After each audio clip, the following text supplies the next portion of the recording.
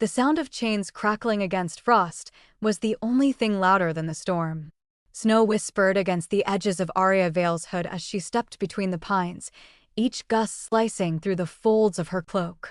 The forest felt alive, whispering, watching, its silence fractured only by the faint, metallic rhythm echoing through the trees. Something was moving ahead. Something that did not belong to the night. Aria shouldn't have been this far from the main road. The villagers warned her that Ashenwald was cursed, that travelers who wandered its center vanished before dawn. But the path behind her was gone, erased by wind and drifting snow, and the strange pull in her chest urged her forward. She wasn't sure whether she was chasing the sound, or if it was calling her. A man's voice cut through the snow-laden air, sharp, commanding. "Keep your distance from it. The silver burns hot." Aria froze, ducking behind a frozen trunk. 3 figures stood in a clearing ahead, their torches spitting orange light across the snow. Between them, chained to a blackened post, was the source of the sound and the storm's heartbeat. The wolf was enormous. White as snow, formatted with streaks of blood where the chains bit deep. It breathed raggedly, but its eyes, its eyes, were gold, bright as molten fire in the darkness. They were not the eyes of an animal. They were the eyes of someone enduring. Someone waiting. Aria pressed a hand to her chest, as if that could still the tremor inside her. She had never been one for heroics. For 24 years she had been small, a face in a crowded tavern, a name whispered more in pity than respect. But tonight, something old stirred in her veins. A whisper, like her mother's voice from long ago, "Stay true to your heart. It sees what eyes cannot." Her fingers brushed the pendant at her throat, a crescent-shaped charm of pale silver, once belonging to her mother. It was warm. Too warm for a night like this. She told herself she only wanted to know what they were doing, that she couldn't just walk away and leave a living thing suffering in the cold. But even as she watched, she knew it was a lie. She wasn't here by accident. Whatever had led her to this clearing had been waiting for her. The men argued among themselves, their words lost to the howl of the wind. One moved closer to the wolf, raising a branding iron that glowed orange at the tip. The wolf's growl rumbled through the ground, deep enough that Aria felt it in her bones. And then it looked at her. Not at the men, not at the weapon, but straight through the snow and into her hiding place. Before we continue, like this video and comment where you're watching from. Your support helps us bring more exciting stories that you won't want to miss. The clearing still shimmered with the last sparks of shattered magic. Smoke curled lazily from the ruined chain at Aria's feet, its links no longer glowing, but still humming with residual power. Snow continued to fall, soft and soundless, as if the world hadn't just changed in the blink of an eye. Before her stood the man who had once been the White Wolf, tall, broad-shouldered, his bare chest scarred and heaving with breath. His eyes had not changed, they were still molten gold, still locked on her like she was the only thing in existence. She took a step back, heart racing, instincts screaming for her to run. Her cloak fluttered around her legs as she stumbled, boots skidding in the blood-streaked snow. The man stepped forward, not quickly, not threatening, but with the quiet, inevitable certainty of a tide rising to shore. "Aria Vale," he said, and the way her name sounded in his voice made her breath catch.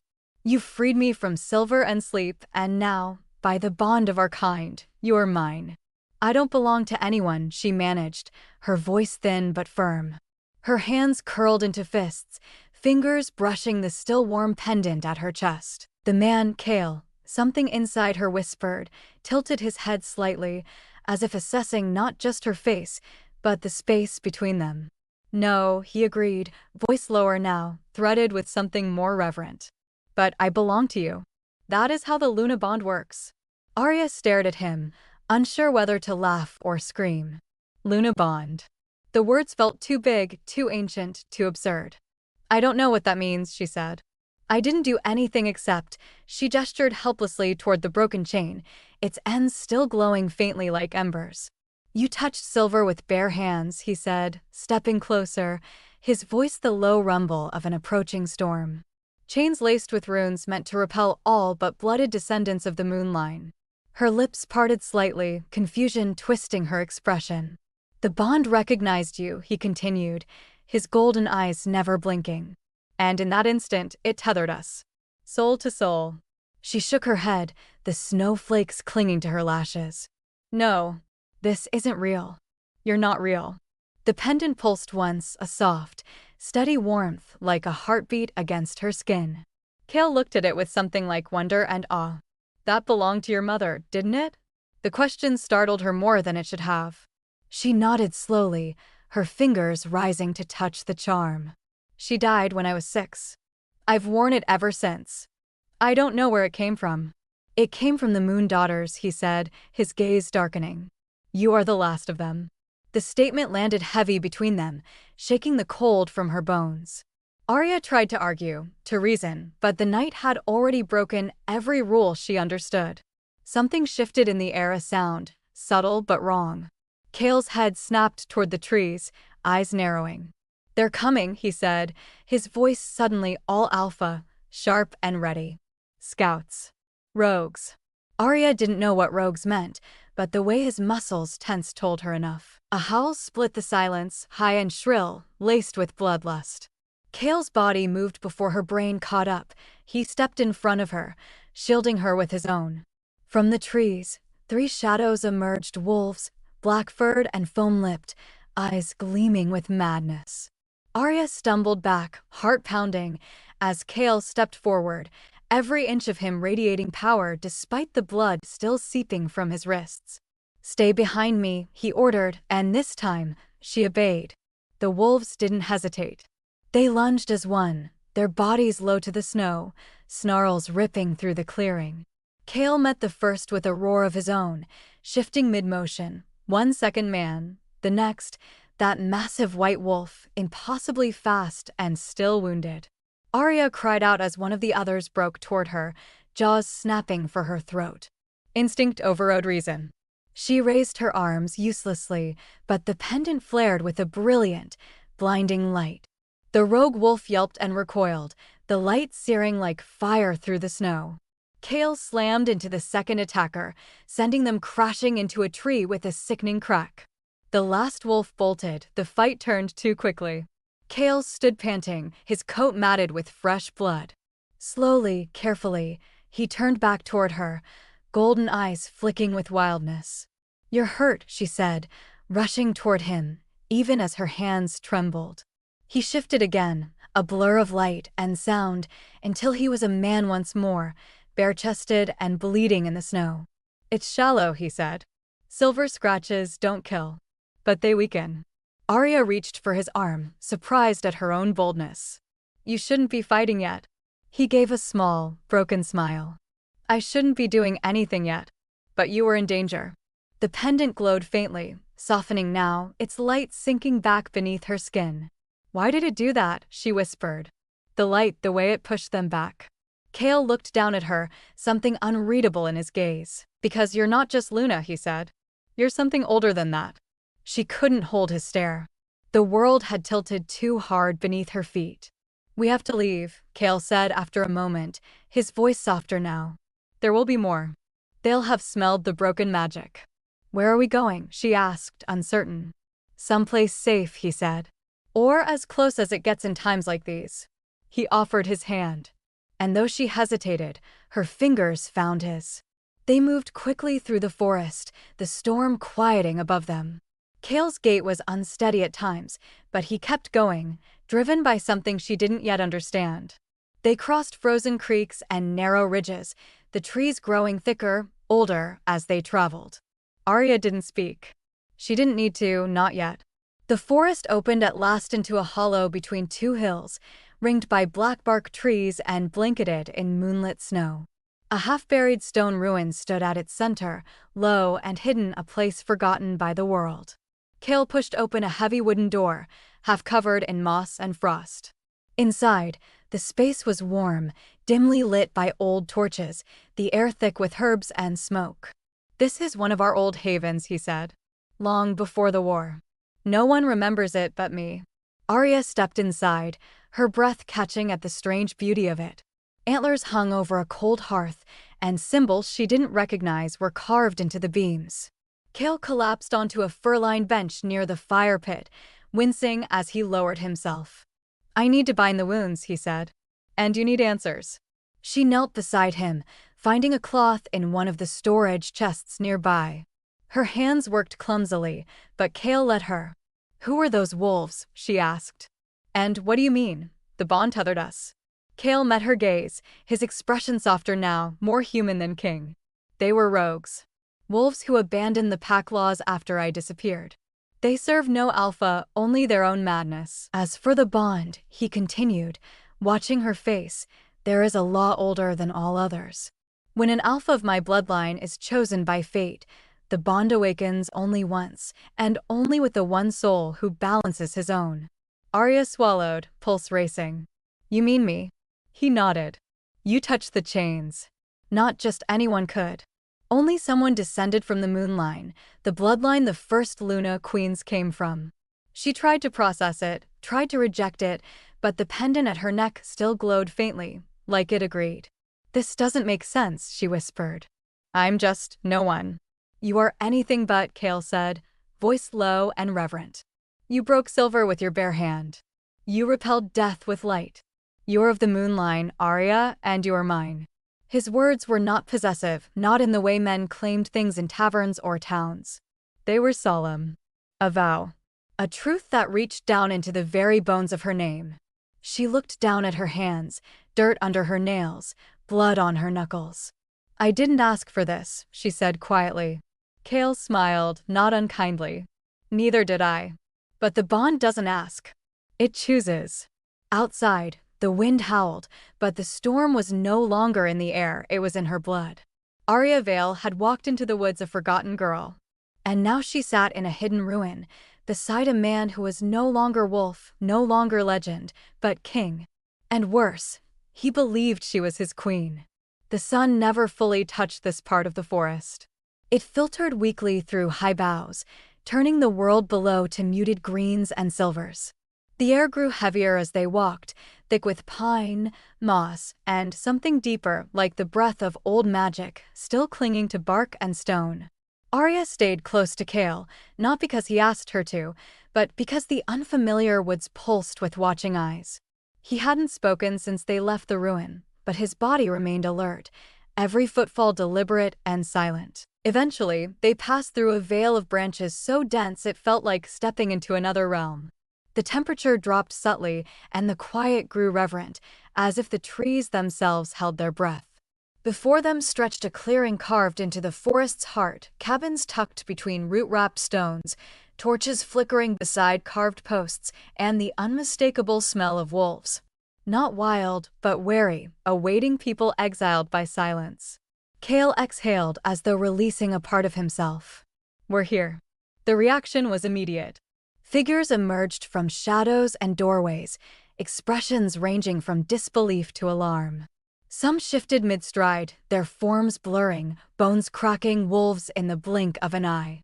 Aria stiffened, but Kael lifted a hand and they stilled. "My pack," he said simply. "And now, yours."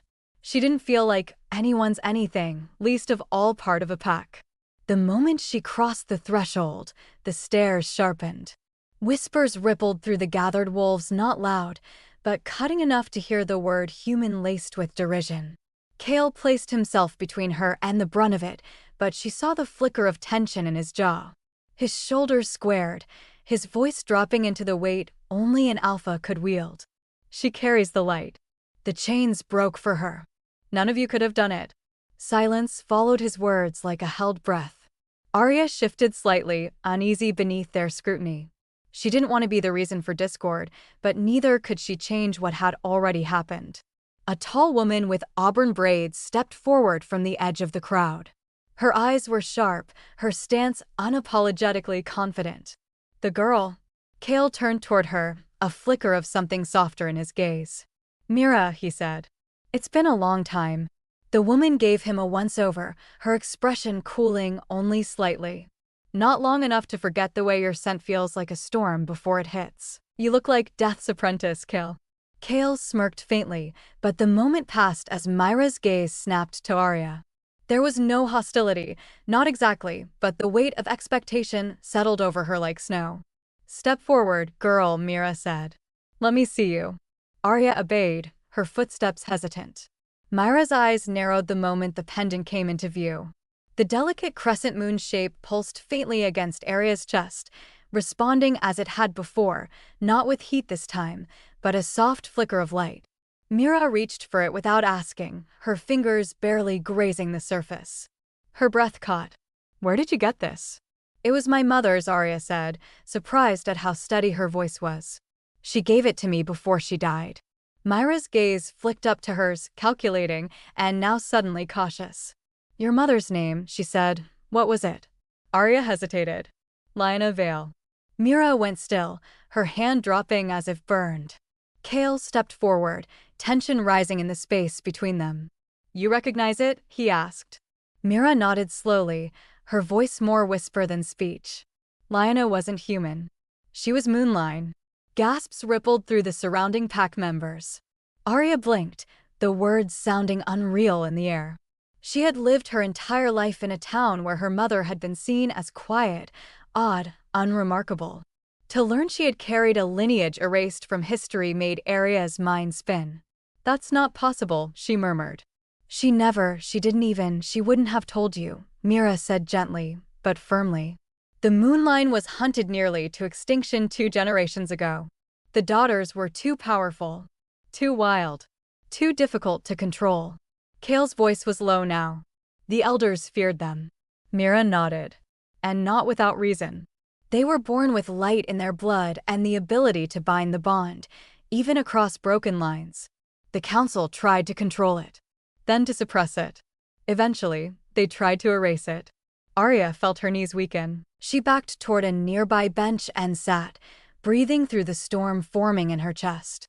"So you're telling me my mother was in hiding?" Mira crouched beside her, her expression gentler now. "She didn't just hide. She ran. She survived. And she left behind the last pendant of the crescent circle, the only known artifact capable of amplifying the Luna bond." A quiet settled again, but it felt different this time, no longer heavy with suspicion, but with revelation. Kael stood behind her now, a quiet presence that seemed to steady the ground beneath her. "This is why you broke the chains," he said softly. "They weren't forged for mortals. They were meant to trap magic. Magic that answers to yours." Aria lifted the pendant in her hand, watching it glint in the firelight. Her mother's voice echoed again, "Stay true to your heart. It sees what eyes cannot."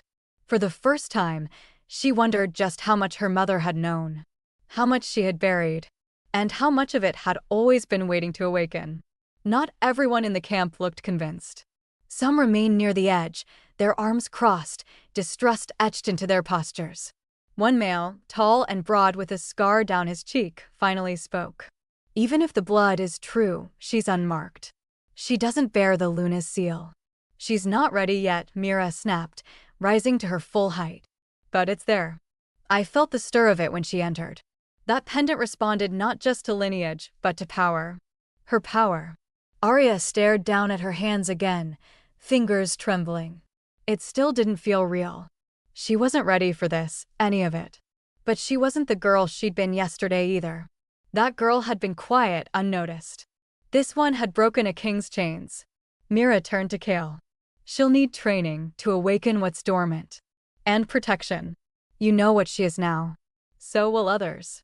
Kael nodded, expression unreadable. "They'll come for her." Mira looked back at Aria. "Then we make sure they regret it." The crowd slowly began to disperse, some bowing faintly as they passed Kael. A few spared glances for Aria, less hostile now, curious, wary, but not cruel. Mira gestured for her to follow. "Come.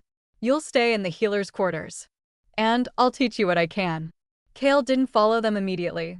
His eyes lingered on Aria's back as she disappeared into the heart of the sanctuary. Only when she was gone did he speak, barely above a whisper. "The last time I saw that pendant," he said, "it was worn by a queen who burned half a kingdom to save her mate. If you discovered you were descended from a forgotten bloodline, powerful, hunted, and feared, would you embrace it, or try to walk away? Leave your thoughts in the comments." And if you're following Aria's journey, don't forget to subscribe. The scent of pine smoke clung to the sanctuary, carried on a hush that was too heavy to be natural.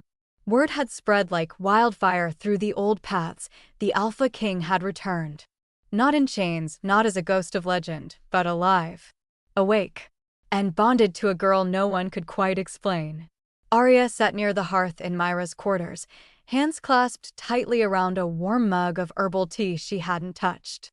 Voices drifted in from outside, some reverent, some uncertain, all tense. Kael was out there somewhere, preparing for the gathering he could no longer delay.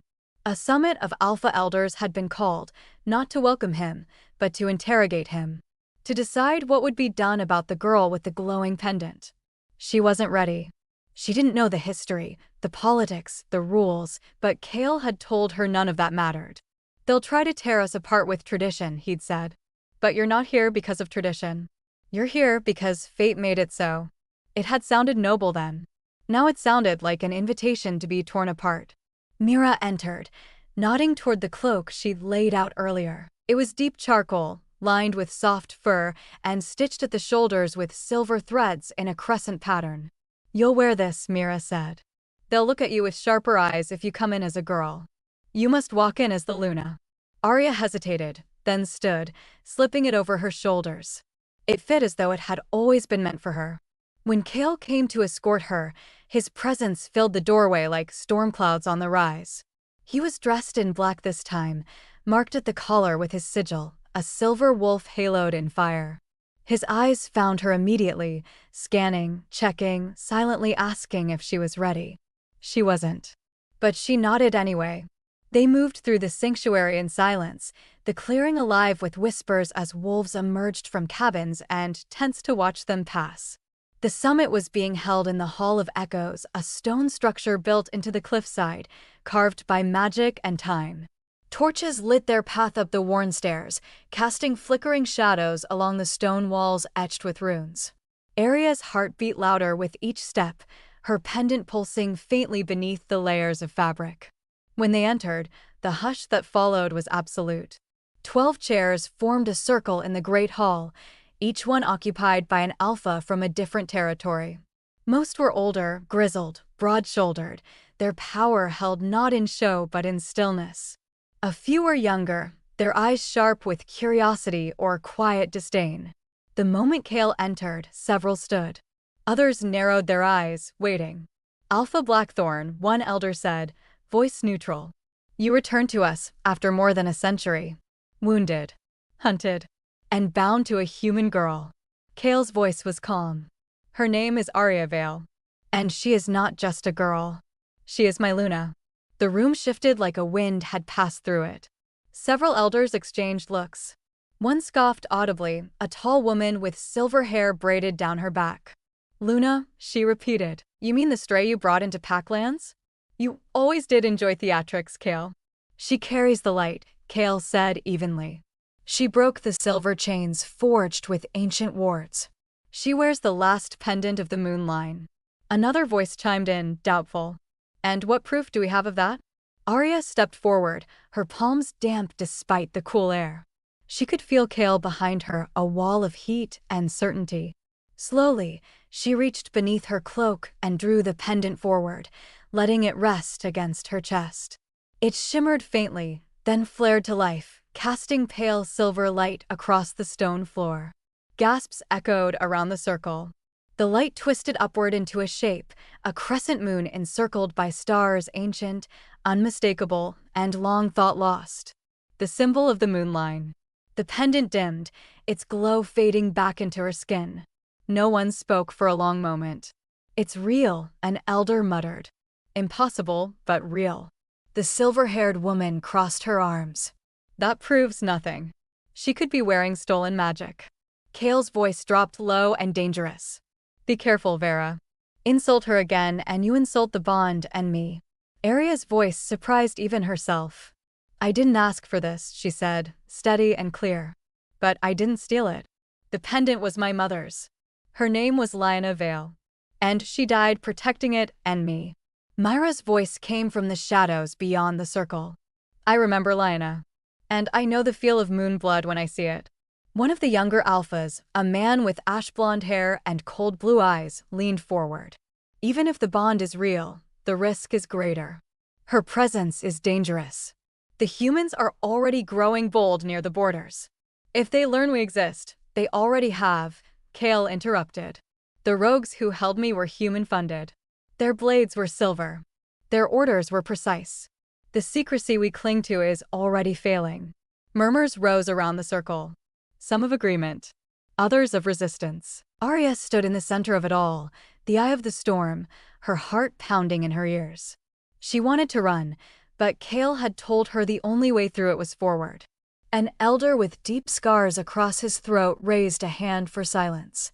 His voice was hoarse but commanding. The bond may be real. The pendant may be genuine. But we cannot ignore the risk of what she brings: human blood, unstable power, and unknown consequences. She brings balance, Kael said, his tone firm. The bond has not awakened in over a century. Not since the moon line fell. And now it has chosen. Not one of us, but her. The scarred elder looked to the others. After a moment of silent consideration, he nodded once. She may stay, he said, under your protection. But she is not to leave sanctuary grounds. Not until her powers are understood. And not until the next Moonrise Summit. Kael bowed his head in acknowledgement. Aria felt the tight knot in her chest loosen, just barely. They had not embraced her, but they had not exiled her. It was a beginning.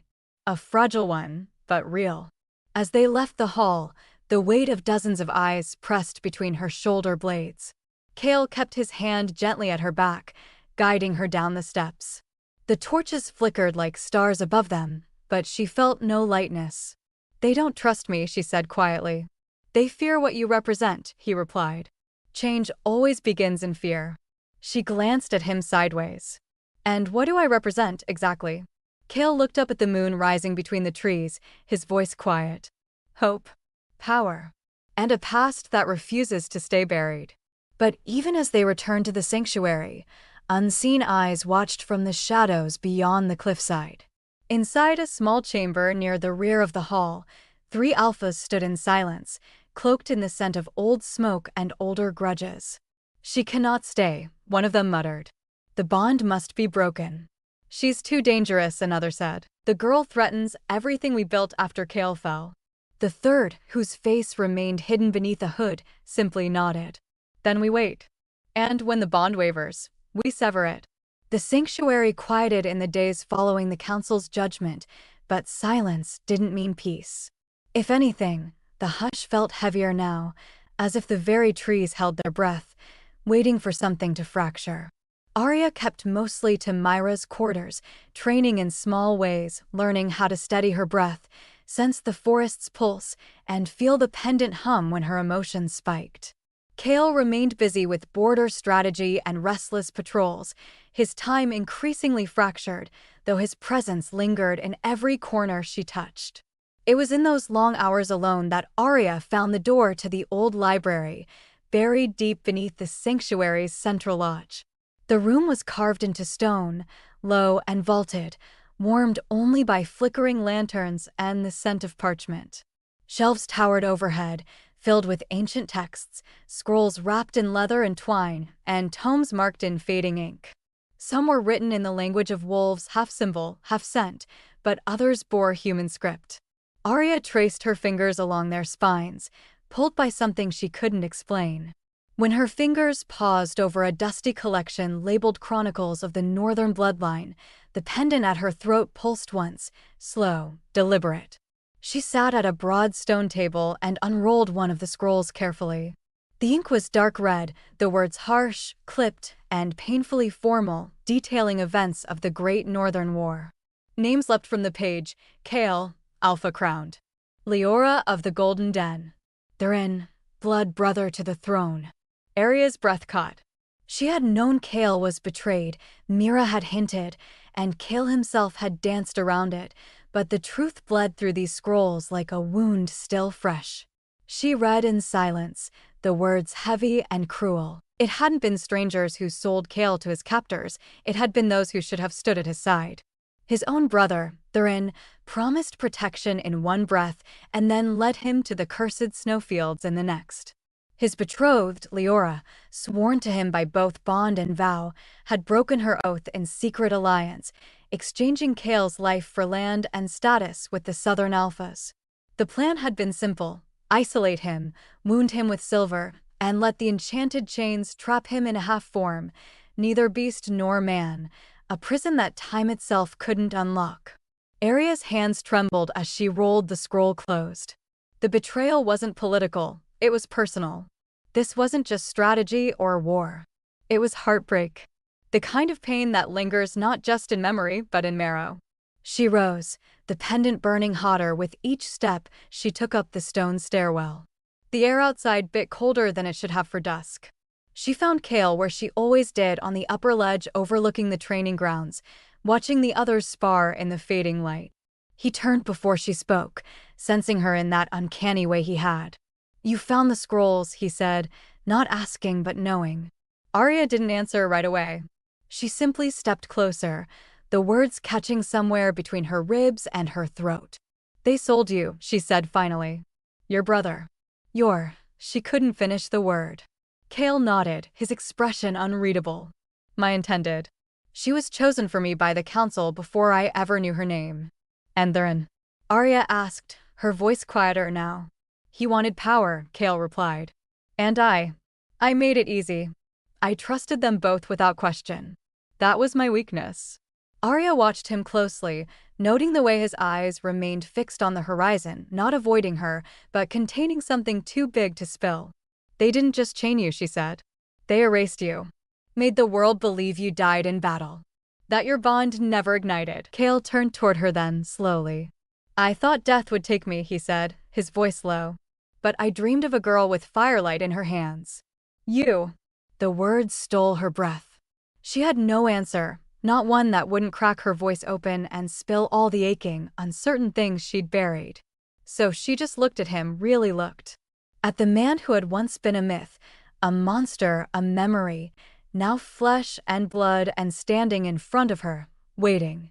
Her hand drifted toward his, and when her fingers brushed his knuckles, the pendant flared between them. The light wasn't blinding this time, it was soft, moon-silver, and steady. It spiraled outward in delicate arcs, touching Kael's chest and Aria's palm, wrapping around them in a quiet halo. His eyes darkened, not in danger but in reverence. "It recognizes us," he murmured. "The bond grows stronger." Aria exhaled slowly, her heart beating too fast. "I don't know if I'm ready." Kael tilted his head slightly. "You are. Not because of what you know, but because of what you choose. You've always had that strength." They stood there for a while, saying nothing more. Just existing, just being, not as Legend and Luna, but as man and woman tethered by something older than grief. When Kael finally turned away to return to the evening patrol, Aria lingered behind, unable to shake the images the scrolls had conjured. A brother's blade, a lover's lie, and chains that burned into skin, soul, and memory. Later that night, sleep refused to come. The stars blinked down through the open skylight above her bed, too cold, too quiet.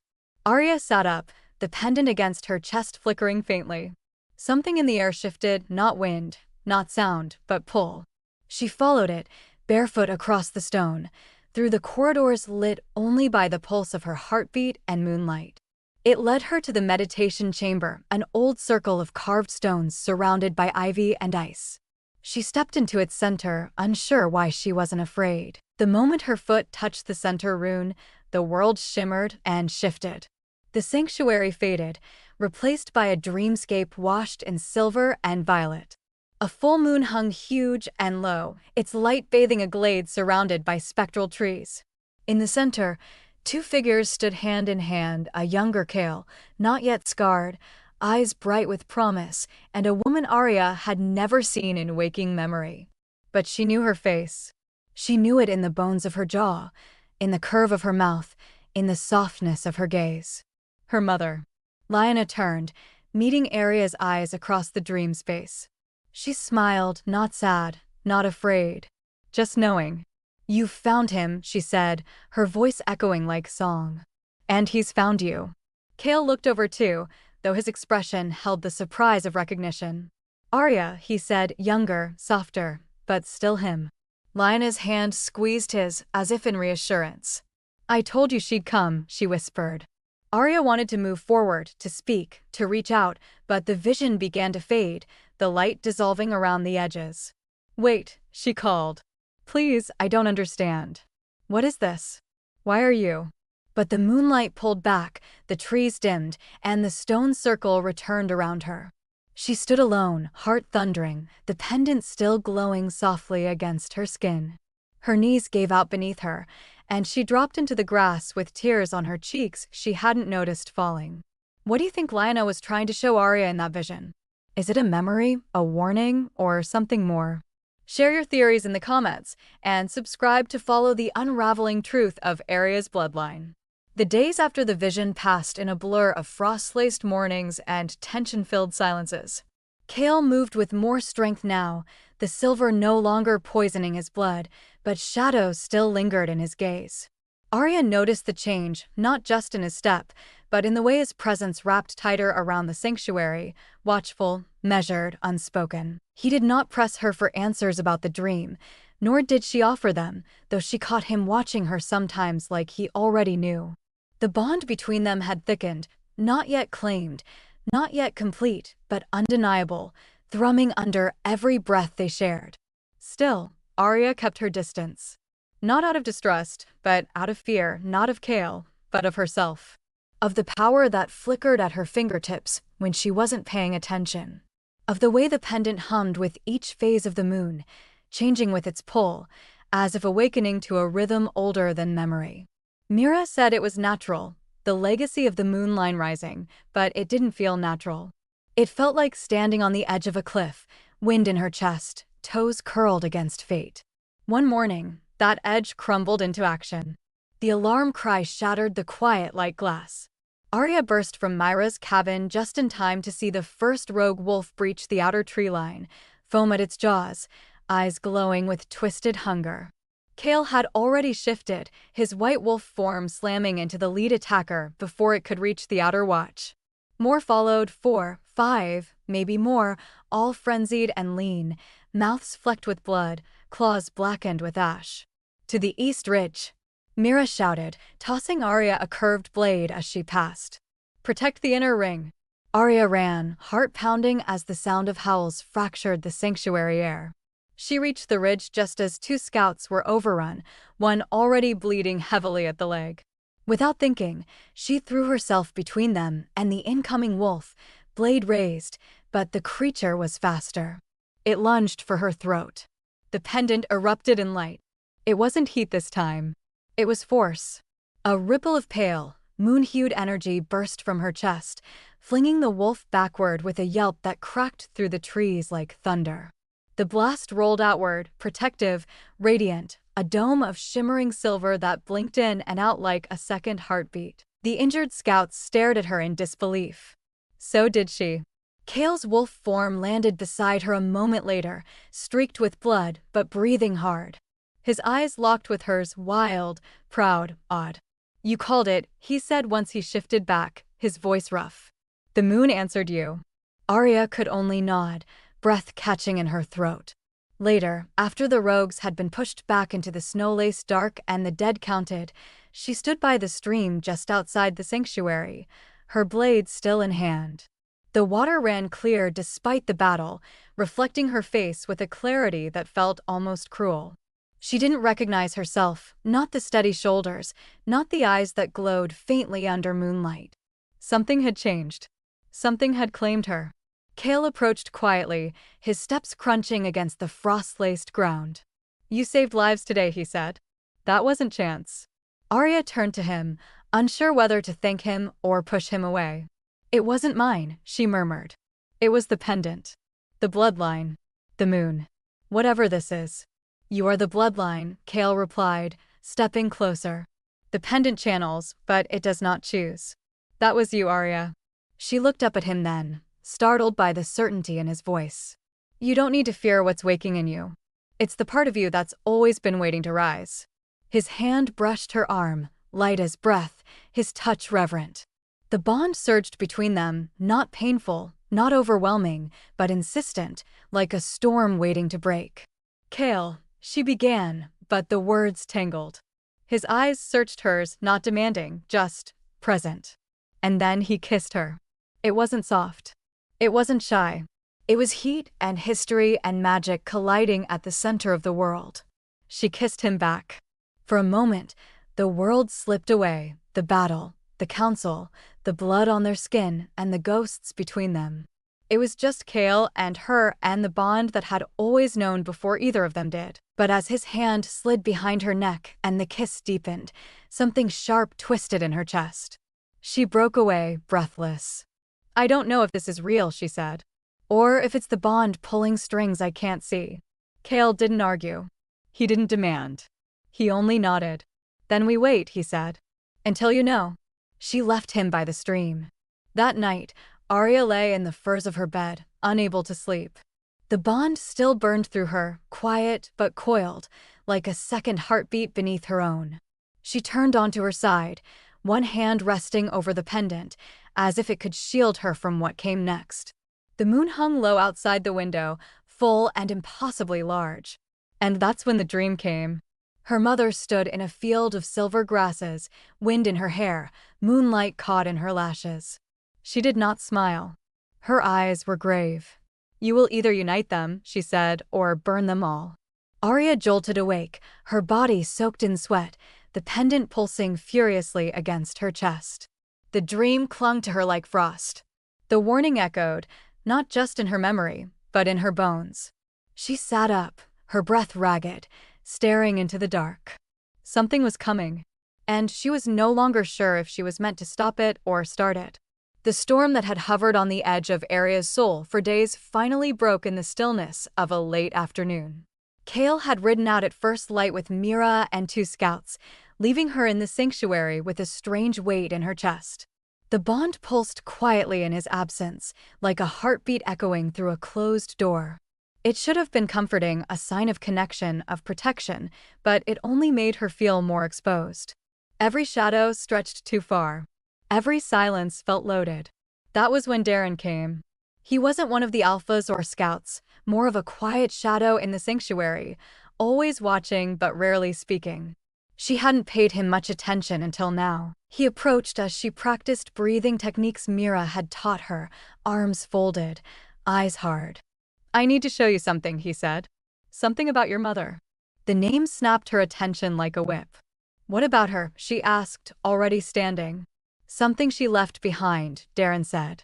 "In the Bonewood ruins. She asked someone to hide it there." Aria hesitated, the warning in her mother's voice from the dream still echoing faintly. "You will either unite them, or burn them all." But the hunger to know was louder. If there were more answers, if there was even a fragment of her mother left somewhere in that ancient forest, she had to see it. "Fine," she said. "Lead the way." She didn't tell anyone she was leaving. The Bonewood was colder than the rest of the forest and quieter.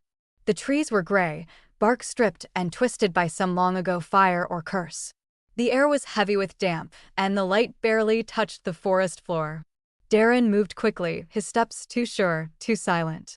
Only when they reached the edge of a moss-covered stone circle did Aria realize how far they'd come. "This is it?" she asked.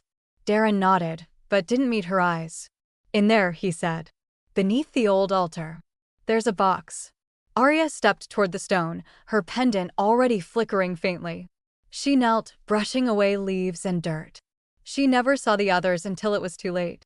3 shapes stepped from the shadows, cloaked in furs and old symbols, not rogues, not wild, but wolves once respected. Once powerful. Council elders long thought vanished. Aria stood quickly, eyes wide. "What is this?" she demanded, heart hammering. "Where is Kael?" "He's not coming," one of them said. "Because we didn't want him to." The second one, older, with runes burned into his forearms, stepped closer. "The bond is wrong," he hissed. "It shouldn't exist. The moonline should have died. You were never meant to survive." Aria backed up, the pendant pulsing hotter now. "I didn't ask for any of this," she said. "But you don't get to decide what should live." They didn't listen. The first man shifted mid-lunge, for bursting, bones snapping, fangs flashing in the dim light. Aria lifted her hands, and the pendant reacted, sending a burst of light outward that threw him backward into a tree. The others didn't pause. Another attacked, claws aimed for her chest. And then the world exploded in white and rage. Kael landed between them with a roar, shifting midair, a streak of silver and snow crashing into the nearest wolf. Blood splattered across the broken altar as he tore through flesh and bone. Another tried to run. He caught them before they made it 10 paces. Only the elder with the burned arms remained, and he reached into his cloak and pulled out a silver dagger. Aria saw it before Kael did. Time slowed. The dagger arced through the air, silver glinting like betrayal in the twilight. Aria moved on instinct, stepping in front of Kael just as the light surged from her again, brighter than ever. It caught the blade midair, halting it as if suspended in glass, before flinging it back at the thrower. He dropped with a scream, the hilt buried in his shoulder, but he was alive. Barely. Kael's wolf shifted back, panting, blood staining his mouth and chest. Aria turned to him, hands trembling, light still rippling from her skin. "You came," she whispered. "Of course I did," he said, voice raw. "You're mine." The words didn't scare her this time. Not because they were a claim, but because they were a promise.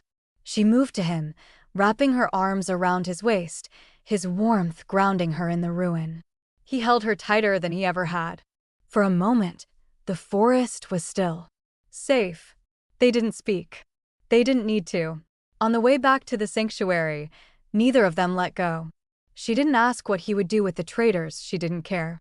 Her heart had already decided something her mind had been too afraid to admit. As they crossed the sanctuary threshold again, her voice was soft but certain.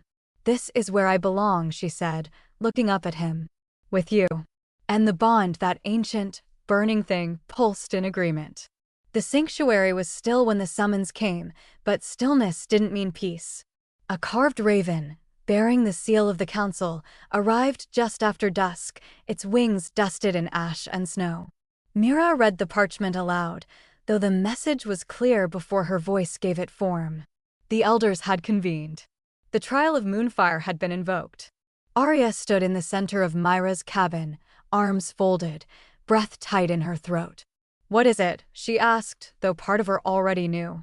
Myra's expression was carefully neutral, but the tremor in her hand betrayed her. "It's a rite," she said slowly. "An ancient one, only used for those who claim the moonline, but bear no mark." Kael entered moments later, eyes already shadowed. He had felt the summons through the bond. She knew it without asking. "They mean to test you," he said. "Not to see if you're strong, but to see if they can break you." Aria looked between them both, her voice steady despite the ice in her chest. "Then let them try." The trial of Moonfire took place beneath the hollowed peak, a crag of stone carved by time and legend, veined with silver and kissed by ancient fire. Only women of the moonline had ever walked its path, or at least, those who survived. Mira guided her through the first threshold, a stone gate marked with lunar runes, her fingers tight around Aria's arm. "You must go alone," she said. "No blade. No bond. No pendant." Aria hesitated, unclasping the crescent charm from her neck and placing it in Myra's hand. Kael waited at the base of the peak, arms crossed, the bond between them pulled tight and taut. "I'll feel you," he said quietly. "No matter what happens in there." She nodded once, heart thudding like war drums in her chest. And then she stepped beyond the gate. The first test was fire. Real flames rose around her, licking the air, licking her skin, but they didn't burn. They hissed with memory, with emotion, with heat that came from the inside. As she walked barefoot through the circle, the flames changed color: blue, then violet, then a ghostly white. They whispered to her, voices old and broken, calling her name like a prayer. "Aria, child of shadow, child of light." The second test was illusion. A narrow path stretched before her, bordered by fog that pulsed with light. In each step, she saw flashes of her old life, the tavern, the village that never saw her, the weight of years spent invisible. Then came her mother's voice, harsh and cold, not the woman of dreams, but a version twisted by fear. "You are nothing," it said. You are no Luna. You are an accident. A mistake. Aria faltered, just once. But she kept walking. With each step, the voices grew louder, her uncle's mocking laugh, the council's doubt, the rogue wolf's snarls. Then Kael's voice, broken and fading, called her name. She turned, heart lurching, and saw him fall to his knees in the mist, blood pouring from his chest. You let me die, his illusion whispered. You weren't enough. She dropped to the path, hands in her hair, breath coming fast and wild. The mist pulsed again. And she remembered. The firelight in her hands. The power she had called when the blade flew. The way Kael had looked at her like she was the beginning and the end. She stood. I am enough, she whispered. And the illusion shattered. The third test was the mirror. It rose from the ground like a pool of black glass, swirling with light and shadow. Aria stepped into it without hesitation. What she saw wasn't what she expected. Her reflection wore no crown, no pendant, no furs or weapons. She looked the same, and yet not. Her eyes glowed faintly, the way Kael's did when the wolf was near. Her heartbeat echoed in her ears. Who are you? The mirror asked, though it used her voice. I don't know yet, she answered. But I choose this. The reflection nodded and the mirror cracked. Light burst through the stone circle. Mira staggered back as the energy surged, followed by the faint sound of a howl, one voice, rising clear and sure. Then another. Then more. The entire sanctuary rang with the sound as the trial gate opened, spilling Aria out into the cold night air. She stood beneath the stars, barefoot and bruised, sweat slick on her skin and hair wild around her face. A glowing crescent scar now burned over her heart. Kael was the first to reach her. He didn't speak, only stared, reverent and stunned. He raised a hand as if to touch the mark, but stopped short. It's real, he breathed. They'll have no choice now. From the cliffs, the pack began to gather, slowly at first, then in waves. They came without words, forming a silent circle, eyes glowing in the dark. And then one began to howl low and deep, a song of old blood and new beginnings. One by one, the others joined. They held not in fear, but in reverence. And when Aria lifted her face to the sky, she let the power within her answer back. She was no longer just the girl who freed a chained wolf. She was Luna reborn. Would you have passed the trial of Moonfire or been lost in the illusions? Tell us in the comments, and if you're ready to see what Aria does with her power, subscribe now to follow her journey to the end. The moon bled. High above the treetops, its silver glow had shifted, tarnished by crimson. The elders called it the blood moon, a celestial omen that appeared once in an age, always tied to the fall of kings, the death of bloodlines, or the rise of something new. Aria stood beneath it, the scar over her heart pulsing with heat, her pendant trembling like a second heartbeat. The forest was too quiet, as if even the wind was holding its breath. Kael stood beside her on the eastern ridge, arms crossed, jaw tight. His white hair caught the red light, making it look like fire kissed the edges. Scouts had returned hours earlier with word no one wanted to hear: the dead had risen. Therein, Kael's blood brother, presumed executed during the rebellion, was alive. And he wasn't alone. They say he rides with wolves whose minds are broken, Mira murmured. Twisted by corrupted blood and old silver. Kael didn't flinch. He was always good at turning what's sacred into a weapon. Aria said nothing. She didn't need to. The bond between her and Kael thrummed with unease, with questions, with something darker pressing at the edges of knowing. The first sign of Theron's return came not with sound, but scent, a wrongness that made every hair on Aria's neck rise. Iron, smoke, and something older. They're coming through the north break, a scout whispered. Half shifted. Their eyes, they don't blink. Kael turned to Aria then, voice low but urgent. We make our stand at the blood tree. If they claim that place, everything tied to our pack's magic will rot. Aria nodded, already reaching for her cloak. Then we don't let them touch it. The march was swift. The pack moved like a tide, silent and deadly, the air buzzing with the tension of unspoken prayers. The blood tree stood at the edge of the old forest, its trunk massive and dark, bark veined with silver lines that shimmered only under moonlight. Roots as wide as wolves curled through the earth like ancient arteries. This was where Luna bonds had been first sealed, where kings were chosen. They arrived just as the red moon reached its zenith, casting the sacred clearing in a violent hue. Kael took position at the tree's base, flanked by Mira and 2 of the remaining elders. Aria stood at his side, her pendant glowing brighter with every heartbeat. Across the clearing, shadows emerged, not just wolves, but warped versions of them. Misshapen, teeth too long, eyes black and empty.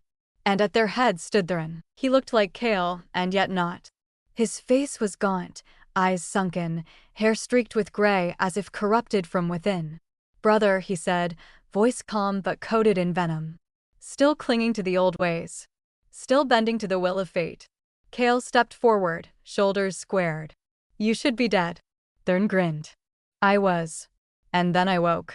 You'd be amazed what power you find when you stop believing in prophecy and start taking what should have been yours. His eyes flicked to Aria. "And what have we here?" "The little spark that weakened a king." "She strengthened me," Kael growled. "And she carries what none of your monsters ever will, the mark of Luna." Thurin laughed, a bitter, hollow sound. "And so you gave our legacy to a human. The bloodline falls by your hand, not mine." Aria stepped forward, voice calm. "I didn't take your legacy. I am it." Her pendant flared, casting silver light across the clearing. Even Thurin's wolves flinched. The tension cracked like ice under pressure.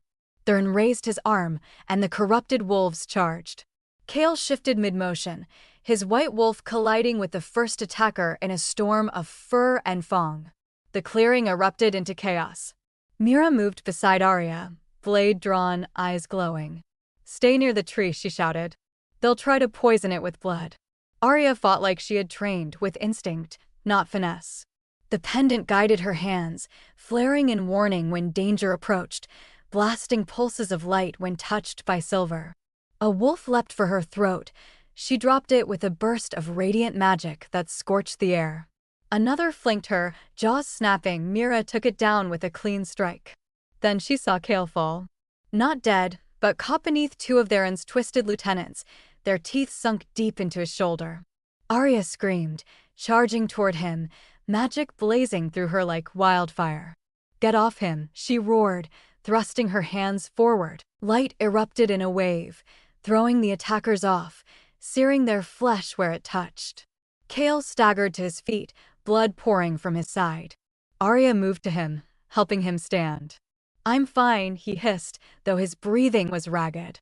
"He's here. I can feel him." Thurin stepped into the clearing again, alone now, sword drawn, not silver, but something worse. Obsidian, veined with crimson. A blade forged in blood magic. "It ends tonight," he said. "One crown. One king." "No," Aria said, stepping between them. "Not one king. One bond." Her pendant vibrated violently now, like it was singing with purpose. "You want to sever the past? I'll show you what happens when it remembers." She pressed a hand to Kael's chest, over his heart. The light burst from her like a star exploding. It rose into the sky, touching the red moon, and then pouring back down, silver and pure, through the blood tree. The corrupted wolves screamed, their bodies writhing as the light seared away the darkness. Even Thurin staggered, shielding his eyes. The tree pulsed, its bark glowing, the roots drinking in the light. And then the howl rose, not Kael's, not Aria's, but the forest's. Ancient. Eternal. Whole. Thurin dropped to his knees, the blade falling from his hand. The corruption bled from his eyes, turning them blue just before he collapsed. Not dead, but broken. Defeated by the very magic he'd tried to destroy. Kael knelt beside Aria, their foreheads pressed together, blood and light mixing between them. The red moon began to fade. And for the first time in centuries, the blood tree bloomed. The snow was already stained red when the second wave came. They poured through the ravines like black water, claws tearing earth, eyes glowing with hatred and hunger. The corrupted wolves had multiplied not by blood, but by fear, turning others with false promises of strength and survival. Their snarls cracked the air, their presence warping the natural rhythm of the forest. Above it all, the silver moon hung low, reborn from crimson, now watching in solemn silence. Kael stood at the front lines, his form half-shifted, armor dark with blood, breath rising in slow, controlled clouds. Across from him, Thurn waited, no longer twisted by magic, but still marked by it, his blade once again in hand. The earlier purification had stripped him of corruption, but not of rage. Now, what remained was sharper. Personal. Final. Aria stood behind them, her fingers tight around the glowing pendant that beat like a second heart against her chest. The magic thrummed louder now, pulsing through her ribs, her spine, her bones. She could feel the ground trembling beneath her boots, not from fear, but anticipation. This forest had seen kings rise and fall, wars whispered and forgotten. Tonight, it would remember everything. The battle began with a roar, not from Kael or the wren, but from the heart of the forest itself. The blood tree pulsed, sending a ripple through the snow and soil, awakening ancient wards and blood-bound roots. Kael leapt first, colliding with the wren in a spray of snow and sparks. Their fight was not elegant, it was primal. Claws met steel, bone cracked beneath fists, snarls echoed like thunder in the clearing. Aria's focus turned elsewhere. Wolves clashed in flashes of teeth and steel. The corrupted ones moved like shadows, slippery and sharp, aiming for the heart of the pack. She saw Mira cut through two of them with graceful precision, but others fell, wounded or worse. And then she saw it, silver-tipped arrows hidden in the tree-lean, poisoned, waiting for the right moment to strike. Her pendant flared in warning. She closed her eyes and reached deep. The power didn't rise like fire this time. It didn't burn or blind. It answered, as if it had simply been waiting for her to stop fighting and open. The light exploded outward in a radiant dome, engulfing the battlefield in a wash of silvery warmth. Corrupted silver weapons hissed and shattered. Arrows turned to ash mid-flight. The corrupted howled and fell back, their strength no match for purity. The dome shimmered, not just around her, but around every loyal warrior. It did not protect blindly, it chose. And those chosen stood taller, fought harder, healed faster. Mira looked up from the battlefield, widening her eyes. "She's not just Luna," she whispered. "She's something older." Kael and Thurn clashed again near the blood tree. Snow sprayed from each blow, claws and steel flashing, blood painting bark and frost. Kael was slowing, not from weakness, but restraint. He didn't want to kill his brother. But Thurn wanted a throne. "You gave it all away," Thurn snarled, swinging the blade with feral strength. To her. A human. A child of myth. Kael blocked the strike and shoved him back. "No," he growled. "To us. To something greater than fear." Thurn roared and charged. And Aria moved. She stepped between them, hands glowing, eyes brighter than the moon above. "This ends now," she said, her voice echoing with something not entirely her own.